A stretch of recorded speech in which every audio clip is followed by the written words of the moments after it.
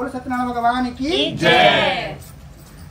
तो एक बार जो है 88,000 ऋषि जो है ये जो है नैमिषारण्य में रिसर्च कर रहे हैं कौन से तप व्रत से हमें जो है अच्छा फल मिलेगा। कलयुग में किस व्रत को करने से मनुष्य को अच्छा फल प्राप्त होगा। ऐसे यज्ञ हो, अनुष्ठान हो, जैसे रिसर्च पूछते नहीं पंडितों के पास जाके लोग कौन से यज्ञ से अच्छा फल मिलेगा। इसी प्रकार से नैमिषारण्य तीर्थ में 88,000 ऋषि ने रिसर्च कर रहे हैं कि कलयुग में कौन सा उपाय करने से अच्छा फल मिलेगा। तो बाद में जो है सर्वशास्त्र ज्यादा श्रुति बोले है वैष्णव में पूज्य आप सबने अच्छी बात पूछी है सब प्राणी के हित के लिए। तो सूत जी ने यही बताया कि कलयुग में जो है सत्यनारायण का व्रत सबसे अच्छा है, सर्वत्र विजय देने वाला, मोक्ष देने वाला, विजय देने वाला, व्यापार वृद्धि के लिए, संतान प्राप्ति के लिए, किसी भी प्रकार की मनोकामना हो सत्यनारायण का व्रत कर सकते हैं। उसके बाद एक बार नारद घूमते घूमते हुए कहाँ गए, मृतलोक में पहुंचे। कहा घूमते घूमते मृतलोक में गए नारद जी। और नारद मृतलोक में गए तो वहां क्या होता है, मरने के बाद आदमी जो जाते हैं वहां मरने के बाद वहां पे थोड़ा दंडित किया जाता है, पनिशमेंट करते हैं। जैसे किसी प्रकार से किसी ने जैसे किसी का धन चोर लिया, कर्म के आधार पे वहाँ फल दंडित दिया जाता है। कर्म के आधार पे किसने कितना अन्याय किया, कितना अच्छा कर्म किया, वहाँ पे फल दिया जाता है। मृत लोक में दंड दे रहे हैं, किसी को पानी में गर्म पानी में डाल रहे हैं, किसी को गर्म तेल दे रहे हैं, पानी मांग रहे हैं, होते हुए तेल में डाले किसी को, मतलब किसी दंड दे रहे हैं। वहाँ पे अनेक प्रकार के दंड दे रहे हैं, पनिशमेंट कर रहे हैं। तो नारद के मन में दया आई, मनुष्य इतना तो इसी पृथ्वी में भोगते हैं, फिर मरने के बाद इनको मोक्ष नहीं मिला, ये तो ऐसे रह जाएंगे, मोक्ष तो मिला नहीं इनको, ऐसे जो है तड़पते रहे। तो नारद ने ये सोचा कि इनका मोक्ष के लिए कोई उपाय ढूंढता हूं मैं। तो विष्णु भगवान के पास गए, विष्णु भगवान को प्रणाम किया, यही प्रश्न रखा था, भगवान जो है मृतलोक में प्राणी इस प्रकार से कष्ट भोग रहे हैं और इनका जो है मोक्ष के लिए कोई आप उपाय बताइए। तो विष्णु भगवान ने यही उपाय बताया। भगवान विष्णु ने बताया कि नारद आपने जो है मृत लोक के लिए नहीं, ये आने वाले समय के लिए, पूरे जगत के लिए आप बहुत अच्छा प्रश्न लेकर आए और आप बहुत अच्छे हैं, दयालु हैं। और आप क्या करना, पूरे जगत में जाके इसका प्रचार प्रसार करना, सत्यनारायण का मोक्ष के लिए है, संतान प्राप्ति के लिए, व्यापार वृद्धि के लिए, पारिवारिक क्लेश जो भी जिस कामना के लिए करने सकते हैं उसको कर सकते हैं आप। सत्यनारायण का पूजा आप कीजिए इसको। नारद ने इसका प्रचार प्रसार संसार में किया। और ब्राह्मणों से प्रेम करने वाले भगवान ने ब्राह्मणों को दुखी देकर बूढ़े ब्राह्मण का रूप धारण उसके पास आए। एक दिन सतानंद ब्राह्मण के सामने एक दिन पंडित का रूप धारण करके सत्यनारायण आए और उसने पंडित जी से पत्र दिखाया और पंडित जी से कहा कि पंडित जी हम जो है परेशान हैं, घर में ना बच्चे पढ़ते हैं, किसी प्रकार से अशांति है। और पत्रा देखने के बाद ब्राह्मण ने उन्हें यही बताया कि आप अपने घर में क्या करना, सत्यनारायण का कथा करना। वहां से कथा के विषय में बताया सत्यानंद ब्राह्मण को भगवान ने, वहां से अंतर ध्यान हो गए, अपने लोग को चले गए। और सत्यानंद ब्राह्मण ने पंडित से सलाह ली थी कि पूर्णमासी संक्रांति में मैं कथा करूंगा, लेकिन कथा उसके घर में नहीं हो पा रही है, मांगने से पूरा नहीं हो पा रहा है उसका घर में। तो एक बार क्या हुआ, उसने पूर्णमासी 1 निकल गई, 2 निकल गई, 3 निकल गई, किसी दिन उसका कथा नहीं हो पा रहा है। तो उसने दिमाग लगाया, एक दिन पूर्णमासी भगवान को हाथ जोड़ा उसने सुबह, भगवान कथा नहीं हो पा रही, पैसे नहीं जुड़ रहे हैं, क्या हो रहा है, अगर पैसा जुड़ जाए तो हम कथा कर लेंगे। भगवान को प्रणाम करके गया, सुबह प्रार्थना की उसने। तो उस दिन किसी ने उसको 100 रुपये दे दिया। 100 रुपये देने के बाद उसने क्या किया, उस 50 रुपये खर्च किया और 50 रुपये में सामग्री ले आया और अपने घर में कथा कर दिया।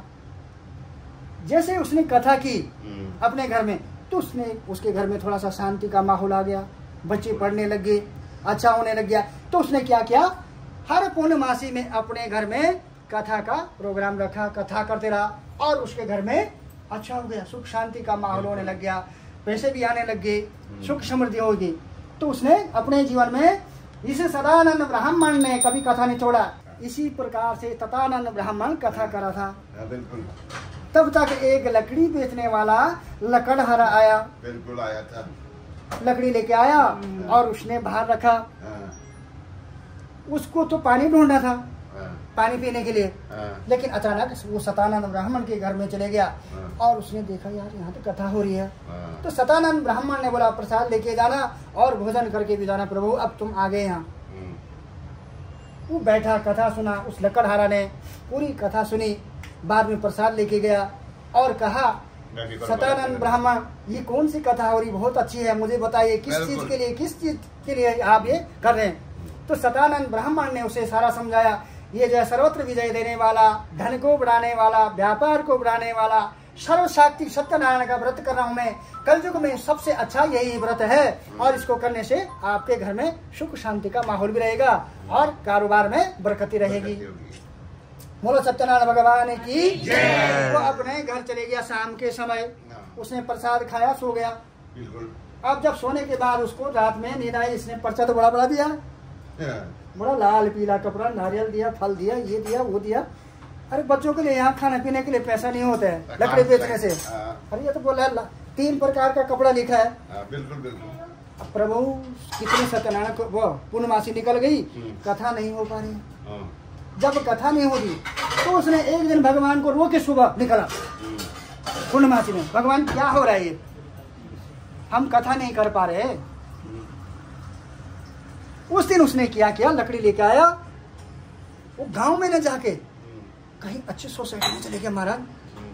और सुबह का टाइम था, सुबह 4 बजे जाता था। पैसे भी मिल गए। अब एक आदमी जा रहा था, अब चाहे वो पढ़ा लिखा हो चाहे जो भी होगा, दिमाग तो था उसमें। उसने देखा ये बंदा जो 4 बजे निकल के इतने समय में लकड़ी ले आया, इतना भारी ले आया और कितना दूर जंगल है, कितना टाइम लगा होगा, कितना गणित लगाया उसने अपना। आज उसने 100 रुपये निकाला, दे दिया, बोला लकड़ी रखो तुम यहाँ पे, ठंडी का टाइम है, मैं अब जो भी करूंगा, चाहे मैं आग सेकूं चाहे खाना बनाऊं, जो भी करूं, 100 रुपये पकड़ो ले जाओ।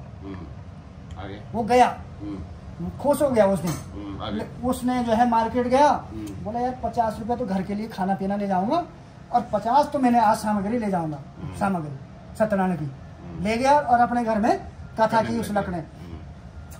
जैसे उसने कथा की, उसके घर में थोड़ा सा माहौल सही होने लग गया, पैसे भी आने लग गए, सुख शांति होने लग गई। तब से उसने दूसरी पूर्णमासी में भी कथा शुरू कर दी, घर में अच्छा हो गया उसका।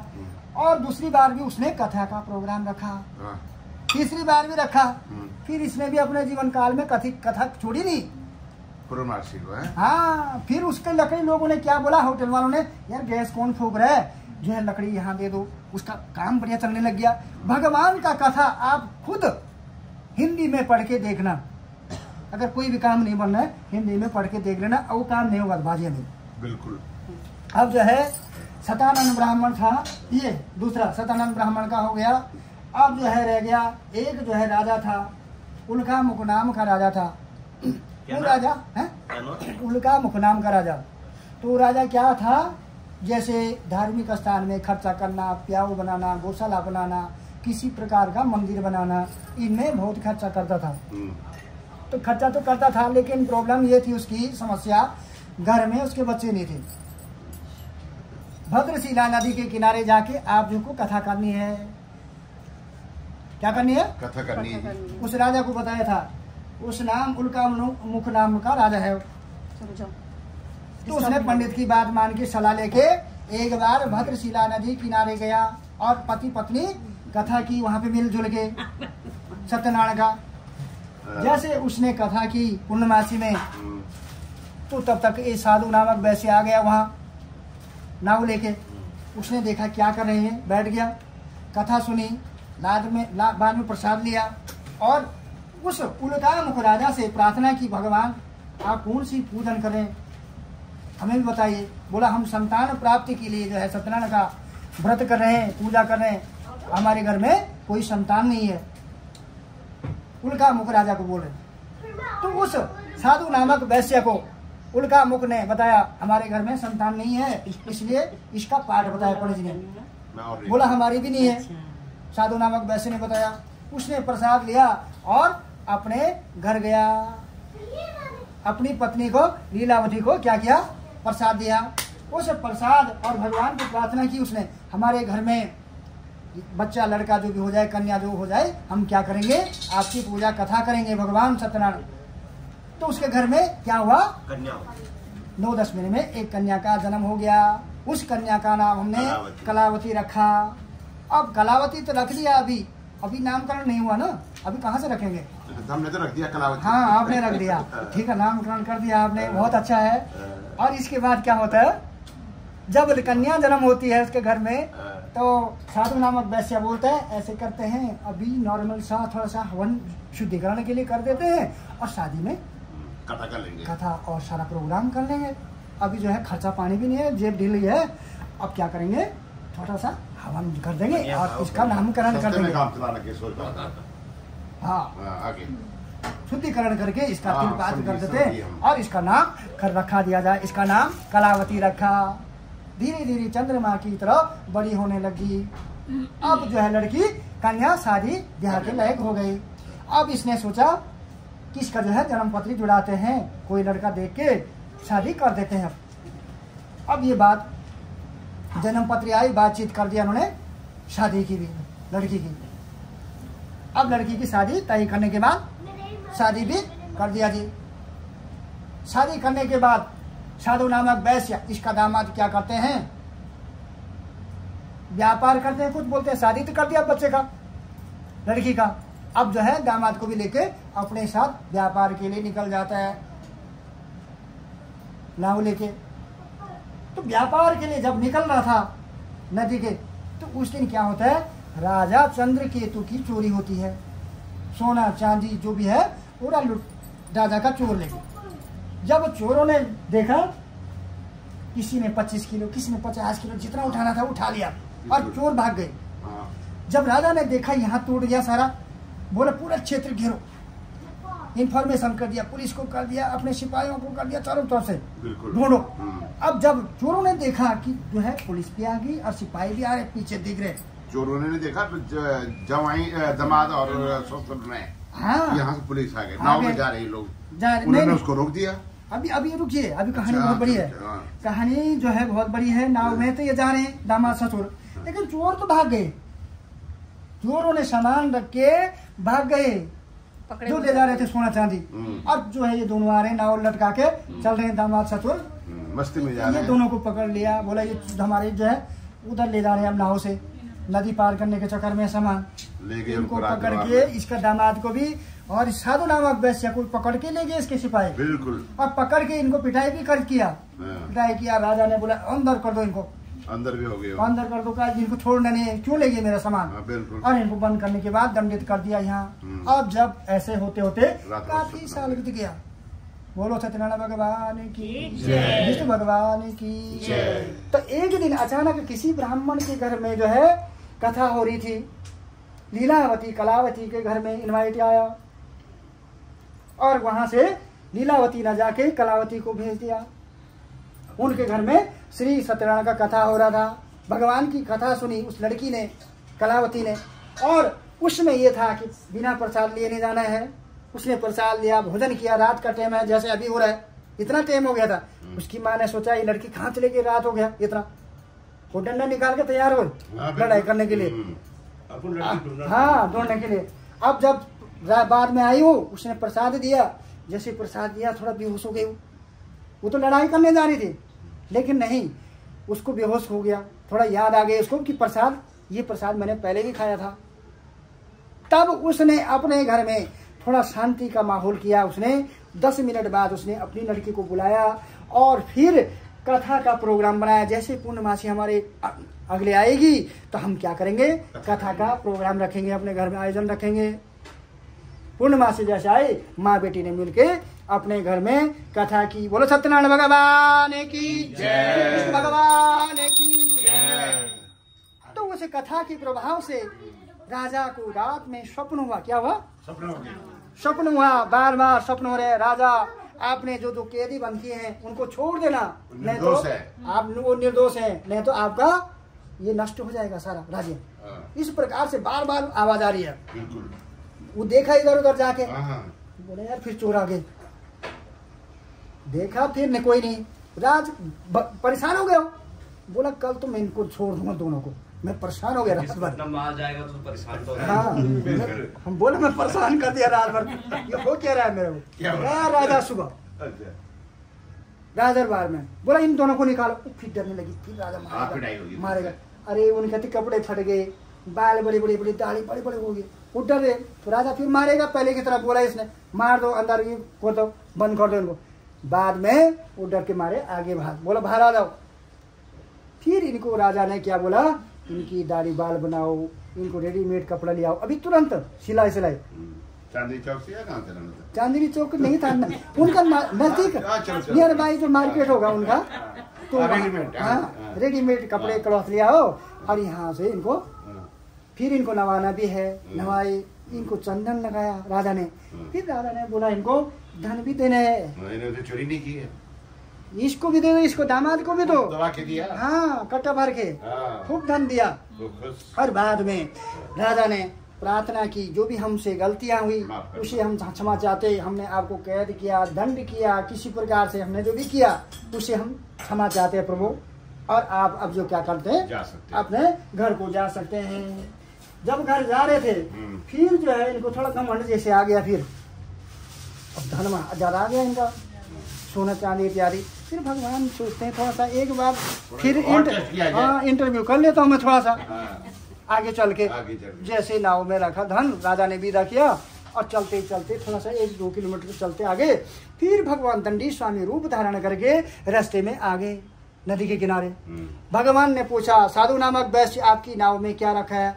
बोले हमारी नाव में तो कुछ नहीं रखा है, बेलपत्र घास है और तो कुछ है नहीं। अच्छा, भगवान ने बोला ये अच्छा बेलपत्ता है ना घास।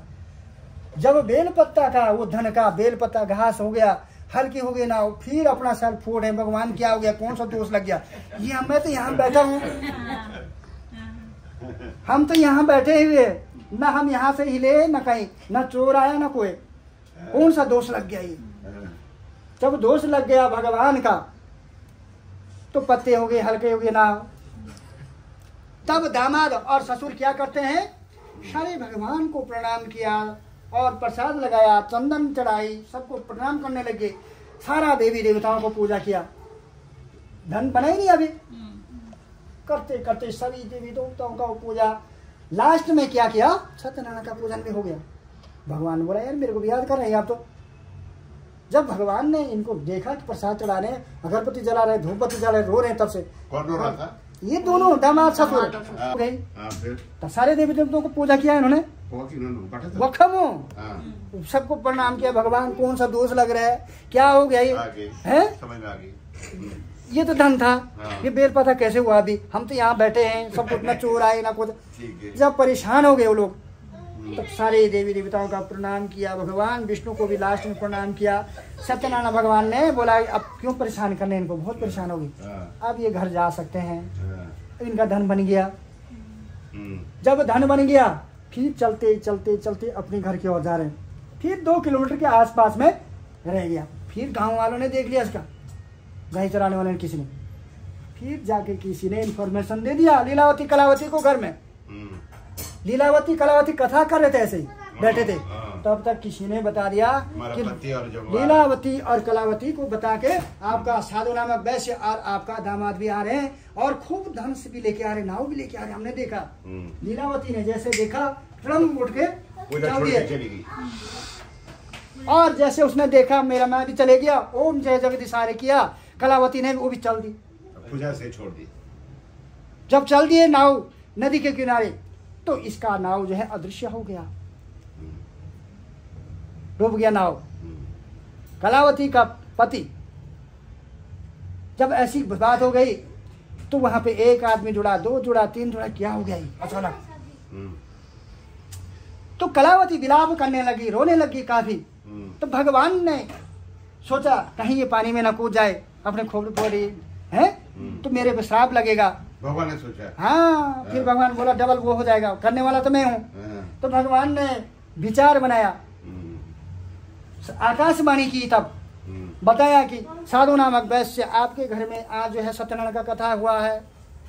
लीलावती कलावती ने कथा की है, कथा बहुत सुंदर, अति सुंदर हुई है, लेकिन उसमें जो है कथा में प्रसाद लेना भूल गए, इतना ही त्रुटि हो गई, और इनको घर भेजो, आप घर भेज के प्रसाद लेके आओगे। कलावती गई घर, उसने भगवान को प्रार्थना की, क्षमा मांगी और प्रसाद लेके आए, और नदी के किनारे जैसे गई तो इसका परिवार सब जीत हो गया। तब से साधु नामक वैश्य, कलावती, लीलावती जो भी ये परिवार है, इन्होंने जीवन में कभी सत्यनारायण को छोड़ा नहीं। बोला सत्यनारायण भगवान की जय, भगवान की जय, बिहारी लाल की जय, सर्वदेवी देवताओं की जय। एक बार गोप ग्वाल ने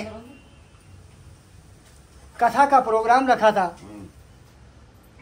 और राजा को इनवाइट भी किया था, प्रसाद भी दिया, लेकिन राजा जो है ना कथा में गया और नहीं उसने प्रसाद लिया, नहीं प्रसाद लिया। तो एक जब वो जंगल से घर आया शिकार खेलने के बाद, तो उसमें घर में उसने कुछ नहीं देखा, कुछ नहीं, सब नष्ट हो गया राजा का, इस तुंग जो नाम का राजा।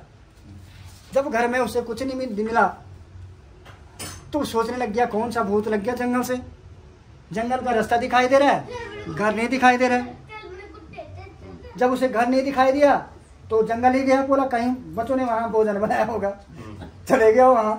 प्रसाद जो है उसने प्रसाद नहीं लिया है, न ही पूजा में गया है, तो वो अभी घर आ गया, घर आ गया वो वहां से घर आया तो उसने घर में कुछ नहीं मिला। सुनते रहना है आप लोग। जब उसने घर में कुछ नहीं मिला तो जंगल गया वो दोबारा। जंगल जाने के बाद जो है उसने क्या वहां पे थोड़ा सा प्रसाद ले लिया, कहाँ पे जाके, उसको भूख लग गई थी। अब जब उसका घर में तबाह हो गया, उसने सोचा रात को कहाँ जाऊंगा मैं, फिर बच्चों के साथ आ गया। जब उसने वहां से प्रसाद ले लिया तो जैसे घर आया हो तो घर दिखाई दे रहा है। वो तो बच्चों के साथ जाने के लिए तैयार था, इनके घर जाऊंगा आज, लेकिन जब यहाँ उसका मार्ग खुल गया तो उसका पागल हो गया। बोला पहले तो मेरे को घर नहीं दिखाई दे रहा था रास्ता, अब कैसे दिखाई देने लग गया। सोचिए, बोले हे ऋषियों, मैं एक और कथा कहता हूँ सुनो। प्रजा पालन में लीन तुंग नाम का एक राजा था, उसने भी भगवान का प्रसाद त्याग कर बहुत दुख पाया। एक समय वन में जाकर वह वन पक्षों को मारकर बढ़ के पेड़ के नीचे आया और वहां उसने ग्वाल वालों के भक्ति भाव से बांधवों सहित सत्यनारायण का पूजन करते देखा, परंतु राजा अभिमान बस देखकर भी वहां नहीं गया और नहीं नमस्कार किया। जब ग्वाल वालों ने भगवान का प्रसाद उसके सामने रखा तो वह प्रसाद क्या कर भूल गया, लेने से मना कर दिया, क्या कर अपने सुंदर नगरी को चला गया और वहां उसने अपने सब कुछ नष्ट पाया। तब वह जान गया कि वह यह सब भगवान ने किया है। तब वह उसी स्थान पर गोप ग्वाल के समीप गया और विधि पूर्वक पूजन प्रसाद खाया। बाद में उसने वहां पे जाके भगवान को प्रणाम किया और उसके बाद उसने जैसे घर आया तो उसमें घर में उसने सब देखा कि सब ठीक है।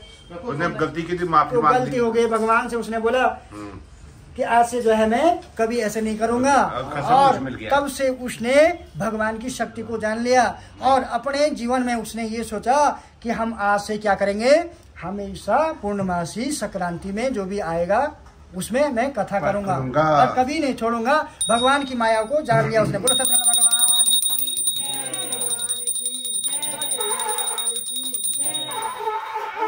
जिस उसके विषय में भी बता देता हूँ।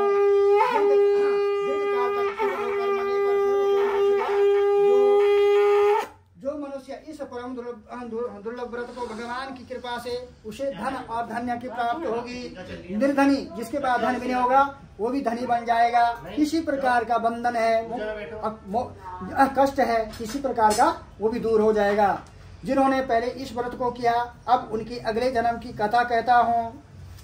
वो वृद्ध सतानंद ब्राह्मण जो भिक्षा मांगता था, सतानंद ब्राह्मण सुदामा का जन्म लेकर मोक्ष पाया। उल्का मुख राजा जो नदी के किनारे कथा कर रहा था, उल्का मुख राजा नाम का दशरथ हुआ।